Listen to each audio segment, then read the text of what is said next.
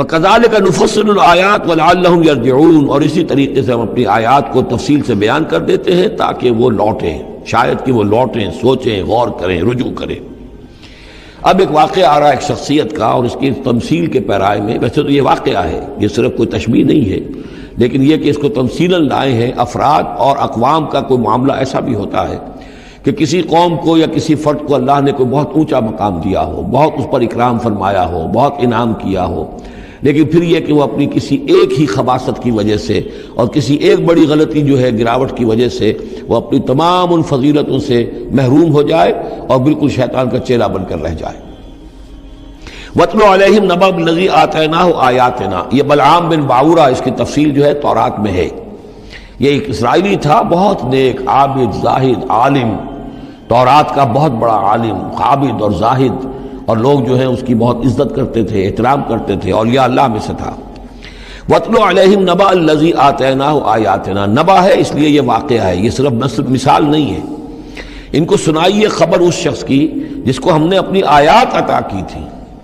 اس سے میں یہ مفہوم لیتا ہوں کہ صاحب کرامت بزرگ تھا، یعنی جو آیات جو ہیں یہاں پر خاص طور پر کرامت کے لیے آ رہا ہے۔ فَانْسَلَخَ مِنْهَا، وہ اس میں سے نکل بھاگا۔ فَأَتْبَعَهُ الشَّيْطَانُ، تو شیطان اس کے پیچھے لگ گیا۔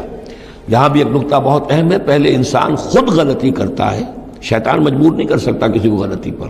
إِنَّ عِبَادِي لَيْسَ لَكَ عَلَيْهِمْ سُلْطَانٌ، کوئی اختیار کسی بندے پر شیطان کو حاصل نہیں ہے۔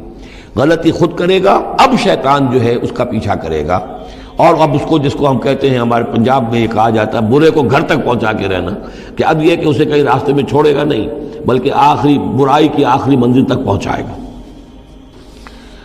وَاتْلُ عَلَيْهِمْ نَبَأَ الَّذِي آتَيْنَاهُ آيَاتِنَا فَانْسَلَخَ مِنْهَا فَأَتْبَعَهُ الشَّيْطَانُ فَكَانَ مِنَ الْغَاوِينَ، تو وہ ہو گیا گمراہوں میں۔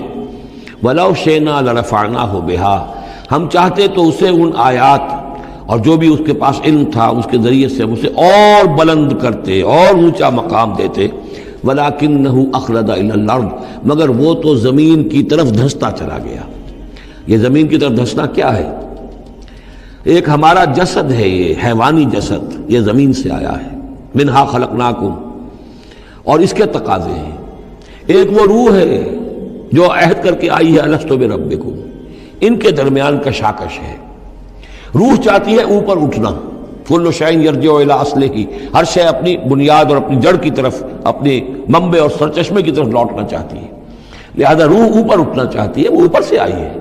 یہ جسم جو ہے، یہ ہمارا حیوانی جسد، یہ زمین سے آیا ہے، اس کی ساری توجہات زمین کی طرف ہیں، یہیں کا مال و متاع ہو، یہیں سے اس کی خوراک آ رہی ہے، یہیں سے اس کی تقویت کا سامان آ رہا ہے، ساری چیزیں یہ۔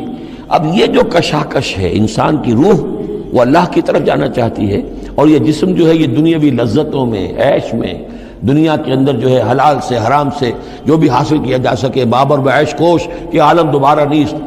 اب اگر کوئی شخص فیصلہ کر لیتا ہے زمین کی طرف بیٹھنے کا، تو گویا کہ اب اس نے اپنے آپ کو اللہ تعالیٰ کی توفیق سے وہ محروم کر لیا۔ فانسلخ منہا، اب وہ روح سسکتی رہے گی، احتجاج کرتی رہے گی، سسکتی رہے گی، ایک وقت میں آ کر شاید وہ مر جائے، اس پر موت وارد ہو جائے، اور وہ زندہ ہونے کی شکل میں بھی وہ در حقیقت ایک مقبرہ بن جائے یا تعزیہ بن جائے کہ روح اس کے اندر دفن ہو چکی ہے۔ تو نظر آ رہا چلتا پھرتا انسان، حقیقت میں وہ انسان تو مر چکا، اندر روح جو ہے وہ دفن ہو چکی، اب جو چل رہا ہے وہ حیوان انسان چل رہا ہے، وہ انسان جو تھا وہ تو مر چکا۔ تو یہ ہے وَلَكِنَّهُ أَخْلَدَ إِلَى الْأَرْضِ، زمینی خواہشات، زمینی آرزوئیں، یہ نچلے درجے کی سفلی قسم کی خواہشات، سفلی آرزوئیں اور امنگیں۔ وَاتَّبَعَ هَوَاهُ، اور اس نے پیروی کی اپنی خواہشات کی۔ فَمَثَلُهُ كَمَثَلِ الْكَلْبِ، تو اس کی مثال کتے کی سی ہے۔